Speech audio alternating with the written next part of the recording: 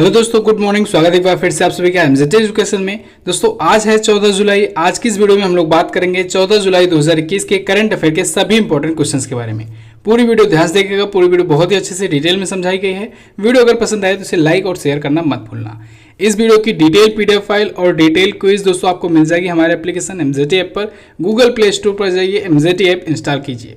और हाँ दोस्तों, एमजेड ऐप पर यूपीपीटी का मॉक टेस्ट आया हुआ है। अगर आप यूपी ट्रिपल एससी पीईटी के एग्जाम की तैयारी कर रहे हैं तो आप 20 मॉक टेस्ट की ये सीरीज फॉलो कर सकते हैं। सिर्फ 99 रुपीज़ में आपको 20 मॉक टेस्ट मिल रहे हैं, वो भी फुल डिटेल एक्सप्लेनेशन के साथ।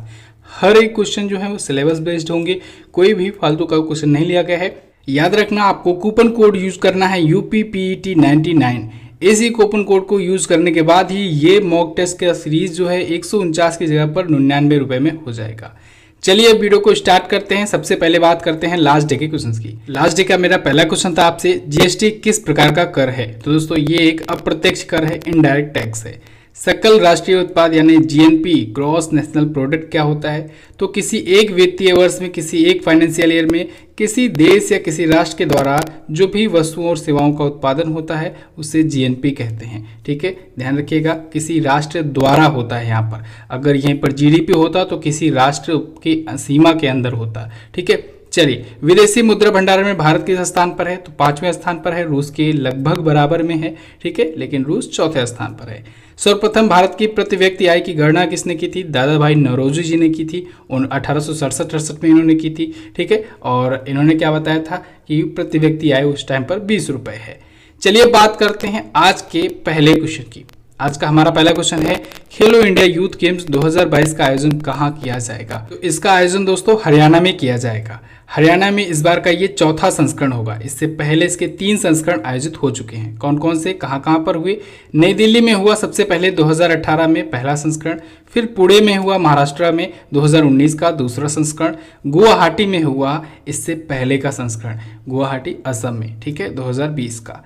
अभी ये 2021 में होना था, लेकिन कोविड-19 पैंडेमिक को देखते हुए, इसकी थर्ड वेव की जो आने वाली आशंका है, इसको देखते हुए ये टाल दिया जा रहा है। ठीक है, वरना ये 21 नवंबर से 5 नवंबर 2021 में ही आयोजित होता, लेकिन अब ये फरवरी 2022 में आयोजित होगा। कहाँ पर आयोजित होगा? हरियाणा के पंचकुला में आयोजित होगा।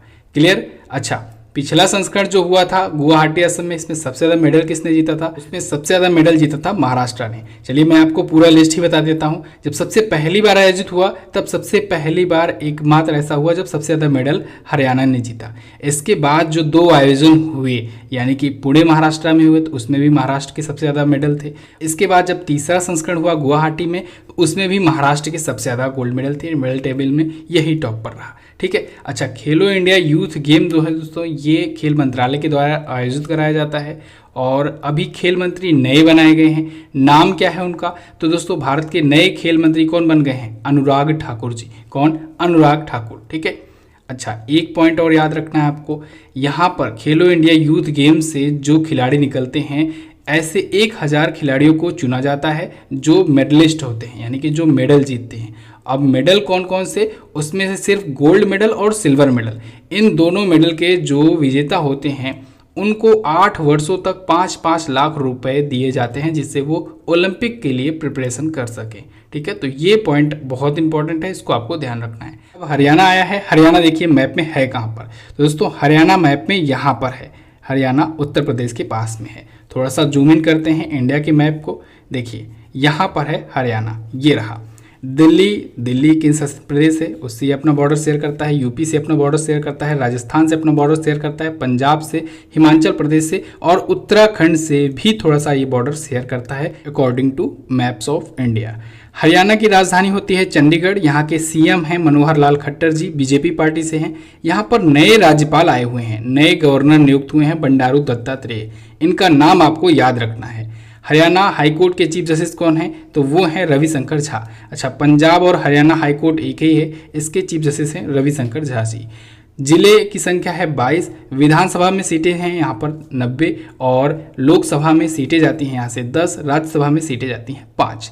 अगला क्वेश्चन देखते हैं, यूरो फुटबॉल कप 2020 किसने जीता?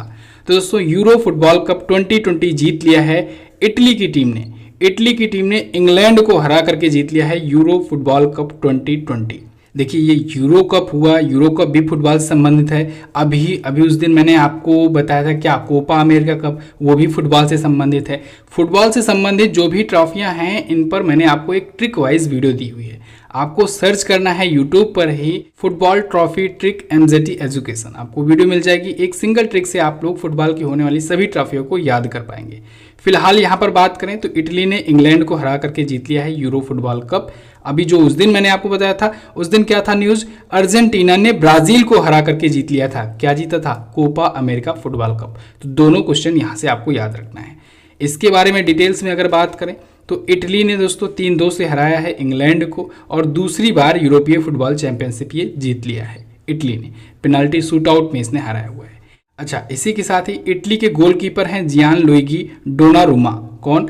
इटली के ही गोलकीपर हैं जियान लुइगी डोनारुमा। इनको player of the UEFA euro 2020 चुना गया है।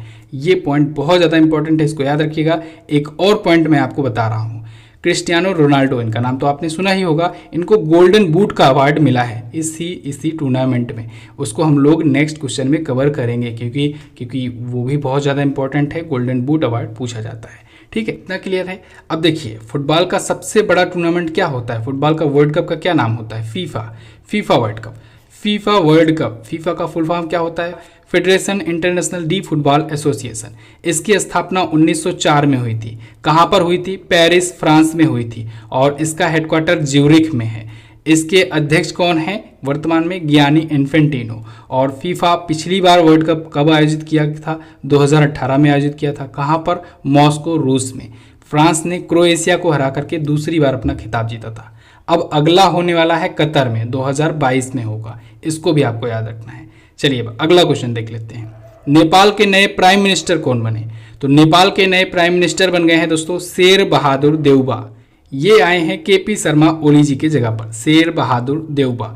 इनको अभी हाल ही में वहाँ की जो प्रेसिडेंट हैं विद्या देवी भंडारी जी, उन्होंने नियुक्त किया है। ठीक है, उन्होंने इनको शपथ वगैरह दिलाई। अब ये नेपाल के नए प्राइम मिनिस्टर होंगे, शेर बहादुर देउबा। ये नेपाल के सुप्रीम कोर्ट के आदेश के अनुसार नियुक्त किए गए हैं। नेपाल के सुप्रीम कोर्ट ने कहा है कि 2 दिनों के अंदर अंदर पीएम पद की शपथ दिलाई जाए इनको। ठीक है, ये नेपाल कांग्रेस के अध्यक्ष हैं देउबा जी, शेर बहादुर देउबा।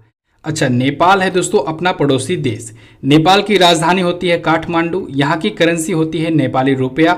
यहाँ के प्रेसिडेंट हैं विद्या देवी भंडारी। संसद का नाम होता है राष्ट्रीय पंचायत। ठीक है, नेपाल ये भारत का पड़ोसी देश है और भारत के पड़ोसी देशों पर मैंने अभी हाल ही में आपको वीडियो दी हुई है, उसको जरूर देखिएगा। भारत के जितने भी पड़ोसी देश हैं उनसे रिलेटेड आपको बहुत सारा इन्फॉर्मेशन मिलेगा। जो स्टूडेंट SSC GD की तैयारी कर रहे हैं उनके तो सिलेबस में डायरेक्टली लिखा गया है भारत के पड़ोसी देश, यहाँ से क्वेश्चन बनने ही बनने हैं। तो सिलेबस के अकॉर्डिंग आपको ये वीडियो तो जरूर देखना चाहिए। चैनल पर जाइए, सर्च कीजिए, मिलेगी। अगला क्वेश्चन देखते हैं। हाल ही में किस राज्य ने स्वदेशी आस्था और संस्कृति के लिए नया विभाग बनाने की घोषणा की है? तो असम सरकार ने घोषणा की है कि वो स्वदेशी आस्था और संस्कृति के लिए नया विभाग बनाएगा। असम राज्य सरकार, असम के जो करंट टाइम पर सीएम हैं हेमंत बिस्वा शर्मा, इन्होंने घोषणा की है। असम के मंत्रिमंडल के द्वारा अब राज्य की जनजातियों और स्वदेशी समुदायों के विश्वास, संस्कृति और परंपराओं की रक्षा के लिए ये नया विभाग, नया डिपार्टमेंट बनाया जाएगा। अब ये डिपार्टमेंट ये सुनिश्चित करेगा, ये इंश्योर करेगा कि जो भी वहाँ पर स्वदेशी आबादी हैं उनकी आस्था, उनकी परंपरा, उनको संरक्षित किया जा सके। ठीक है, उनको कोई ठेस ना पहुँचाया जाए। ठीक है, तो इस वजह से ये नया विभाग बनाया जा रहा है असम सरकार के द्वारा। अब आया है असम, तो जानिए असम के बारे में डिटेल जानकारी। असम देखिए मैप में यहाँ पर है। देखिए मैंने आपको से कहा था कि जब यहाँ पर ये सब फिलअप हो जाएगा तो और अच्छा लगेगा ये पेज, और अच्छी इन्फॉर्मेशन मिलेंगी आपको। असम का पेज फिलअप हो गया है लगभग। ठीक है, असम से रिलेटेड आज आपको बहुत कुछ जानने को मिलेगा। चलिए शुरू करते हैं। सबसे पहले असम की राजधानी होती है दिसपुर। दिसपुर यहाँ की राजधानी है। सीएम है हेमंत बिस्वा शर्मा जी। अभी हाल ही में ये नए सीएम बने हैं। ठीक है, नए सीएम ये बने हैं बीजेपी पार्टी से। अभी असम में विधानसभा का चुनाव हुआ था, आपको याद होगा 5 राज्यों में विधानसभा चुनाव है। कमेंट करके बताओ वो 5 राज्य कौन कौन से थे जहाँ पर विधानसभा चुनाव हुआ था। जगदीश मुखी जी यहाँ के गवर्नर हैं और सुधांशु धूलिया ये हैं गुवाहाटी हाईकोर्ट के चीफ जस्टिस। अब देखिए असम है कहाँ पर, इसकी लोकेशन देख लीजिए। असम यहाँ पर है, ये रहा असम। जितनी भी 7 सिस्टर स्टेट्स हैं सभी से अपना बॉर्डर शेयर करता है, इस वजह से इसको याद करने की जरूरत है ही नहीं कि किससे असम अपना बॉर्डर शेयर करता है। जितने भी पूर्वोत्तर राज्य हैं सबसे अपना ये बॉर्डर शेयर करता है असम। असम देखिए दोस्तों, अभी चर्चे में आया था अपने नेशनल पार्क को लेकर के। यहाँ पर 2 नेशनल पार्क नए जोड़े गए हैं। कौन कौन से? एक रायमोना नेशनल पार्क और एक देहिंग पटकाई नेशनल पार्क। मैंने यहाँ पर 7 नेशनल पार्कों के नाम लिख दिए हुए हैं। Raimona national park, Kaziranga national park, Manas वन्यजीव अभ्यारण्य, नामेरी, औरंग और डिब्रू सखोवा और इसके साथ ही देहिंग पटकाई। तो ये 7 नेशनल पार्क हैं असम में। असम में दोस्तों 9 प्रमुख झीलें हैं। कौन कौन सी 9 प्रमुख झीलें हैं? हफलोंग, चंडूबी, डिघाली पुखरी, शिवसागर झील, तमरंग झील, डिगबोई झील, दीपोरबिल और सोनबिल और देहिंग लेक। ठीक है, यहाँ पर देहिंग लेक और डिगबोई झील, इन दोनों को आपको याद रखना है। ये दोनों बहुत पूछे जाते हैं एग्जाम में। ठीक है, अच्छा, असम के डिगबोई क्षेत्र में भारत में पहला तेल खोजा गया था, ये तो आपको याद होगा, पढ़े होगे आप लोग। लोक नृत्य की बात करें तो बिहू लोक नृत्य तो बहुत बार एग्जाम में पूछा गया है। असम में बिहू लोक नृत्य मनाया जाता है, इसको याद रखिएगा। इसके अलावा ये भोर ताल, यहाँ पर भोर ताल लिखा हुआ है। ठीक है, भोर ताल, इस पेज को भी थोड़ा सा सही कराना है। भोर ताल नृत्य और खम्बालिम, ये सभी लोक नृत्य हैं असम के। असम में जिलों की संख्या है 33, विधानसभा की सीटें हैं यहाँ पर 126, लोकसभा में सीटें जाती हैं 14 और राज्यसभा में सीटें जाती हैं 7। क्लियर? अगला क्वेश्चन देखते हैं। वीडियो को लाइक जरूर कर दीजिए। देखिए दोस्तों, आप लोग के अकॉर्डिंग आपको जो चाहिए होता है वो मैं बनाता हूँ, तो आप लोग को थोड़ा सा सपोर्ट दिखाना है, आप लोग को वीडियो को लाइक कर देना है, क्योंकि आप लोग को यहाँ पर वो मिलता है जो आप चाहते हो, जो आपके लिए ज़रूरी होता है। ठीक है, जो लॉन्ग टर्म के लिए भी आपके लिए फ़ायदेमंद होता है। तो वीडियो को लाइक और शेयर जरूर कर दिया करो। अच्छी चीज़ें अगर शेयर करोगे तो पॉजिटिविटी फैलेगी। चलिए बात करते हैं अगले क्वेश्चन की। ICCR के द्वारा किस विश्वविद्यालय में बंगबंधु चेयर स्थापित किया जाएगा? तो ICCR के द्वारा दोस्तों दिल्ली यूनिवर्सिटी में, दिल्ली विश्वविद्यालय में बंगबंधु चेयर स्थापित किया जाएगा। बंगबंधु से तो आपको पता चल जा रहा होगा कि ये किसके बारे में बात हो रही है। जी हाँ दोस्तों, बंगबंधु यानी कि शेख मुजीबुर रहमान। शेख मुजीबुर रहमान ये बांग्लादेश के राष्ट्रपिता कहे जाते हैं। जैसे भारत के राष्ट्रपिता महात्मा गांधी जी हैं, ऐसे ही बंगबंधु यानी शेख मुजीबुर रहमान, जो कि उनका उपनाम है, वो बांग्लादेश के संस्थापक और बांग्लादेश के राष्ट्रपिता कहलाते हैं। ठीक है, उन्होंने ही बांग्लादेश को मुक्ति दिलाई थी। अब 2 चीज़ें हुई हैं। इस साल जो है दोस्तों बांग्लादेश का मुक्ति संग्राम का 50वां वर्षगांठ मनाया जा रहा है। 50वीं वर्षगांठ मनाई जा रही है क्योंकि 1971 में ये नया देश बना था बांग्लादेश। ठीक है, अब इसी के साथ साथ शेख मुजीबुर रहमान जी की दोस्तों 100वीं जयंती भी है। ठीक है, ये 2 बड़े इवेंट हैं, इस वजह से इनका नाम लगातार चर्चे में, इनसे रिलेटेड कई क्वेश्चंस बन रहे हैं। ठीक वैसे ही जैसे 2019 में दोस्तों अगर आपको याद हो तो 2019 में गांधी जी की 150वीं जयंती थी, तब बहुत क्वेश्चन आ रहे थे। ठीक है, तो यहाँ पर दिल्ली यूनिवर्सिटी में बंगबंधु जी के बारे में बताने के लिए, इनसे फैमिलियर करने के लिए, साथ ही साथ बांग्लादेश और इंडिया के रिलेशंस को मजबूत करने के लिए दिल्ली यूनिवर्सिटी में ये स्थापित किया जा रहा है। ठीक है, भारतीय सांस्कृतिक संबंध परिषद ICCR के द्वारा, Indian council of cultural relations के द्वारा। क्लियर? अगला क्वेश्चन देखते हैं। यूरो 2020 गोल्डन बूट अवार्ड किसने जीता? तो अभी शुरुआत में ही मैंने आपको बताया क्रिस्टियानो रोनाल्डो ने जीत लिया है यूरो कप में गोल्डन बूट का अवार्ड। यूरो कप जो अभी आयोजित हुआ, जिसको इटली ने जीता, इंग्लैंड को हरा करके जीता, इसमें दोस्तों क्रिस्टियानो रोनाल्डो जो हैं ये गोल्डन बूट का अवार्ड पाए हैं। अब आप सोचोगे कि क्रिस्टियानो रोनाल्डो तो ये तो पुर्तगाल की टीम से खेलते हैं, बिल्कुल, लेकिन गोल्डन बूट का अवार्ड उसे मिलता है जो सबसे ज़्यादा गोल किया हो। तो क्रिस्टियानो रोनाल्डो ने 5 गोल किए पूरे टूर्नामेंट में। इस पूरे टूर्नामेंट में इन्होंने 4 गेम खेले, 4 मैच खेले और 4 में इन्होंने 5 गोल किए, जो कि सर्वश्रेष्ठ स्कोर रहा। हालांकि 5 गोल एक और खिलाड़ी थे, पैट्रिक स्किक, इन्होंने भी 5 गोल किए, लेकिन दोस्तों ट्राई ब्रेकर के माध्यम से क्रिस्टियानो रोनाल्डो को गोल्डन बूट अवार्ड के लिए चुन लिया गया। ओके, तो यूरो 2020 का गोल्डन बूट अवार्ड किसने जीता? क्रिस्टियानो रोनाल्डो ने।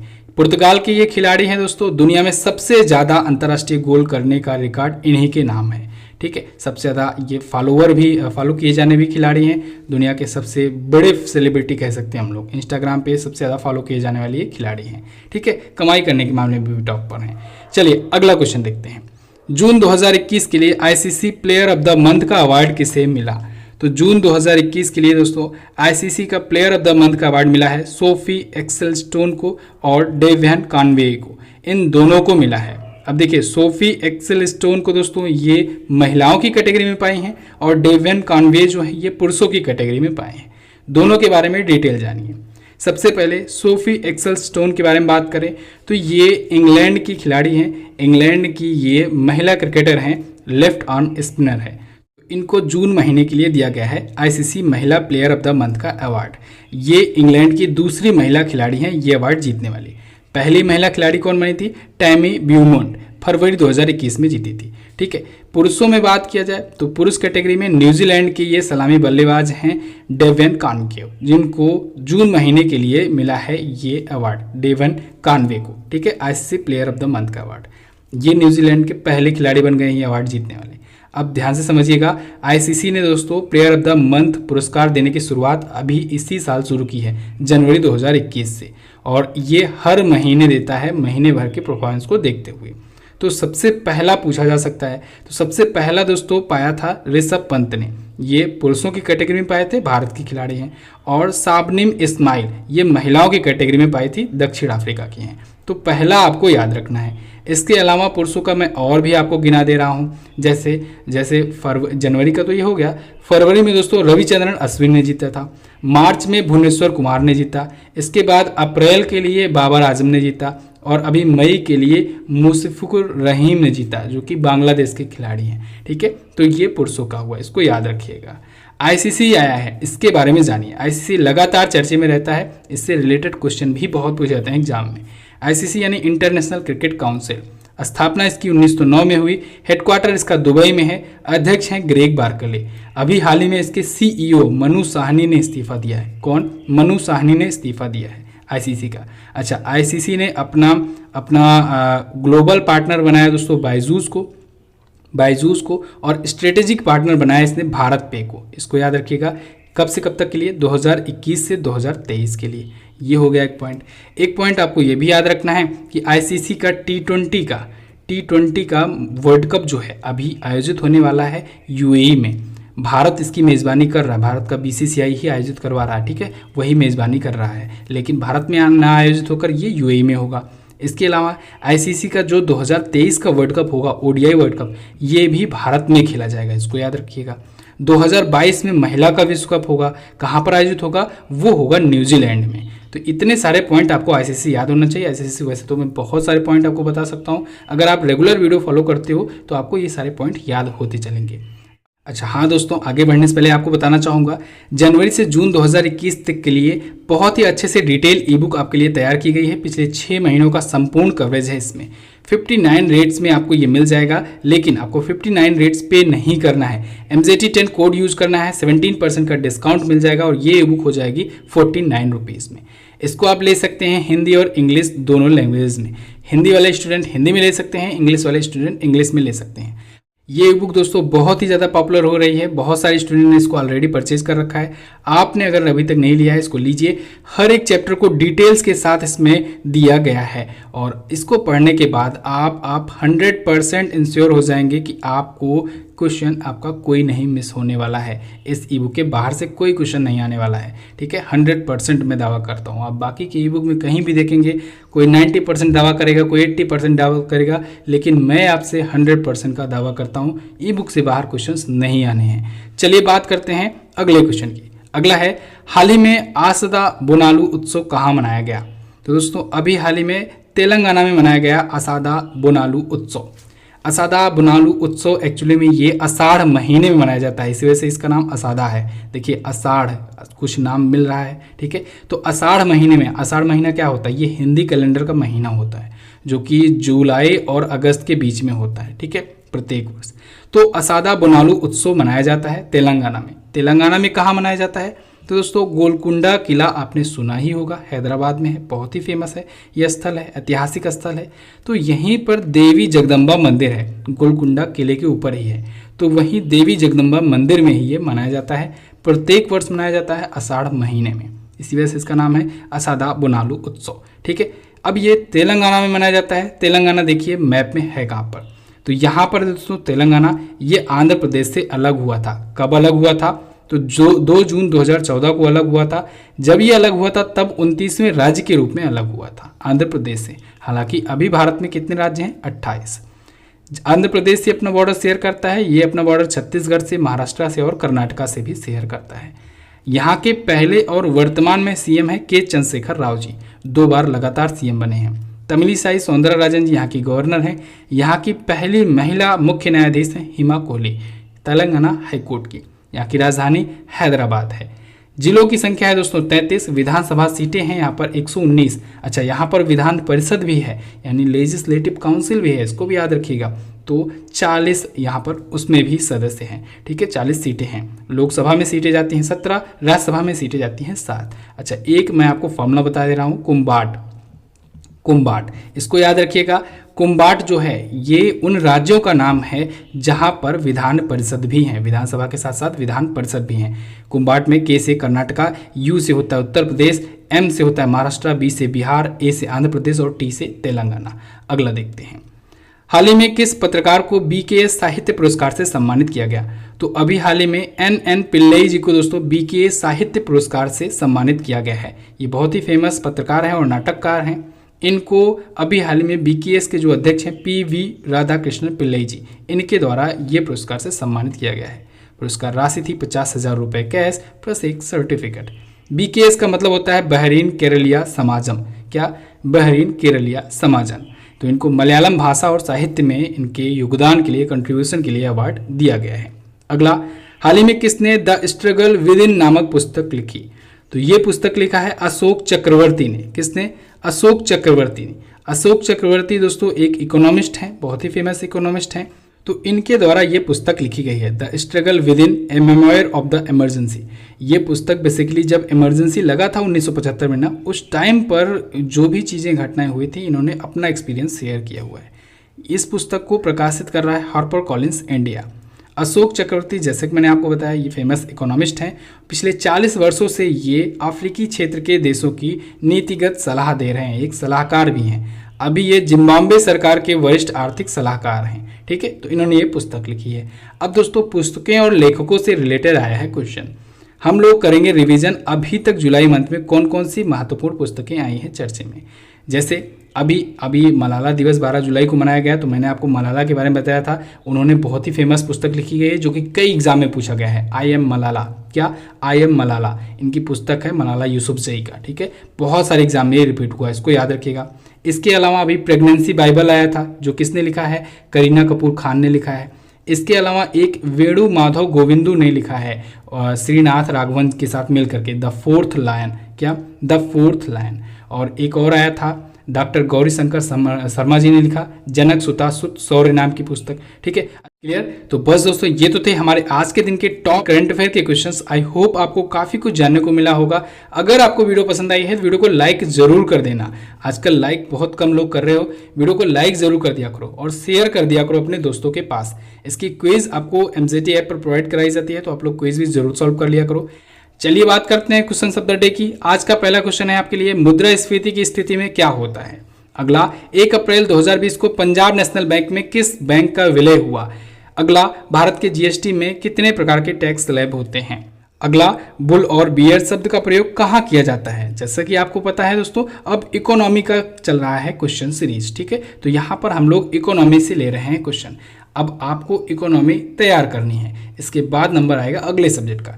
डिटेल में अच्छा जरूर आंसर कर दिया करो, बहुत कम स्टूडेंट हैं जो डिटेल में आंसर करते हैं। आप सभी लोग डिटेल में जरूर आंसर करने का प्रयास किया करो। वीडियो में रखते हैं इतना ही। वीडियो को एंड तक देखने के लिए बहुत बहुत धन्यवाद। मिलेंगे अगली वीडियो में, तब तक के लिए नमस्कार, जय हिंद, वंदे मातरम।